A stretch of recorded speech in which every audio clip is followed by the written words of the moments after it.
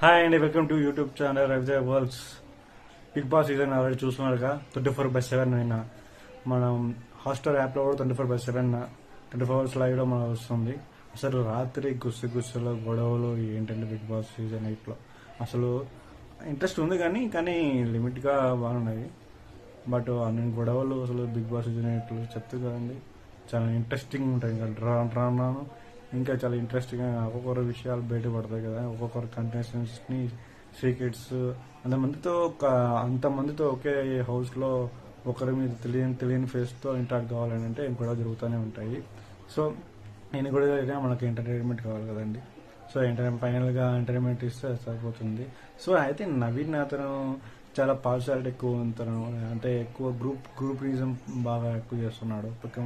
తర్వాత మణికంఠ అన్నాడు కదా, మనకంటే అతనికి మెచ్యూర్డ్ వాయిస్ బాగానే ఉంది, కానీ ఎక్కువ మాటలు తప్ప అంతగా గేమ్స్ ఆడడం స్టేజ్ లేదు. సోనియా మాత్రం పర్ఫెక్ట్, అతను ఏం చెప్తుందో అన్ని పర్ఫెక్ట్గా చెప్పేస్తుంది. ఒక రోజులో తన క్యారెక్టర్ మార్చుకోవడం కదా, ఏదైనా పర్ఫెక్ట్గా చెప్పేస్తుంది. సో అందరూ బాగానే ఆడుతున్నారు, కానీ గ్రూప్ నిజం గొడవలు అప్పుడప్పుడే మొదలయ్యాయి బిగ్ బాస్ సీజన్ 8లో.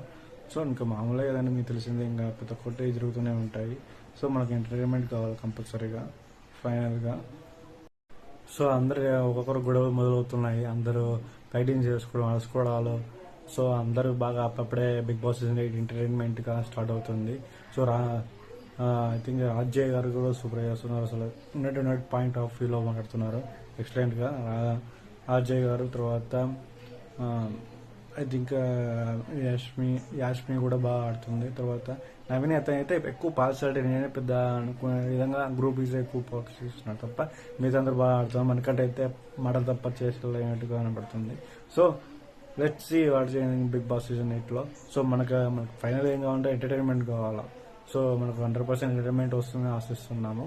సో జస్ట్ రాత్రి అర్ధరాత్రి అన్ని గుసగుసలు గొడవలు అన్నీ అప్పుడే మొదలవుతున్నాయి.